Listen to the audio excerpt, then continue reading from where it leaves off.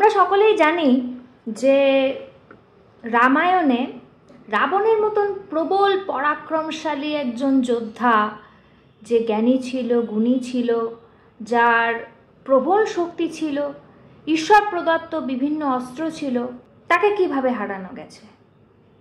তার ভাইয়ের মাধ্যমে, যার থেকে একটা বিখ্যাত বাঙালি প্রবাদই হয়ে গেল ঘর শত্রু বিভীষণ। আমাদের দেশেরও কিন্তু সেই পরিস্থিতি।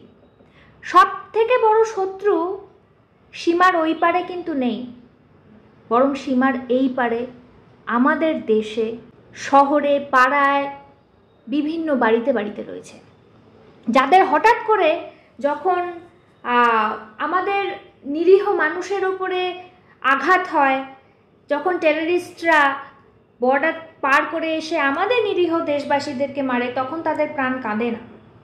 তাদের প্রাণ কাঁদে একটি বিশেষ দেশের উপরে আঘাত করা হলে। তাও যুদ্ধ কিন্তু ভারতবর্ষ শুরু করেনি। তাদের হঠাৎ করে মনে হচ্ছে যে না না, ভারতবর্ষই যুদ্ধ শুরু করেছে, আহা, এত এগুলো করা উচিত না, যুদ্ধ নয়, শান্তি চাই, এত নির্মম মানুষের প্রাণ যাচ্ছে। ভারতবর্ষের মতন শান্তিপ্রিয় দেশ বোধহয় এই পৃথিবীতে নেই, যারা বছরের পর বছর, দশকের পর দশক আতঙ্কবাদী হামলা সহ্য করে গেছে, সন্ত্রাসবাদে নিরীহ মানুষের প্রাণ হারিয়েছে, অনেক সুযোগ দিয়েছে, অনেক সুযোগ দিয়েছে। এইবার সময় প্রত্যাঘাতের, এবং ভারতবর্ষ সেটা করেছে। ভারতবর্ষের 100% অধিকার আছে প্রত্যাঘাত করার, সেলফ ডিফেন্সে। যুদ্ধটা আমরা শুরু করিনি, এই কথাটা মাথায় ঢুকিয়ে রাখুন। There has been a proxy war for decades. একটা প্রক্সি ওয়ার চলে আসছে দশকের পর দশক থেকে।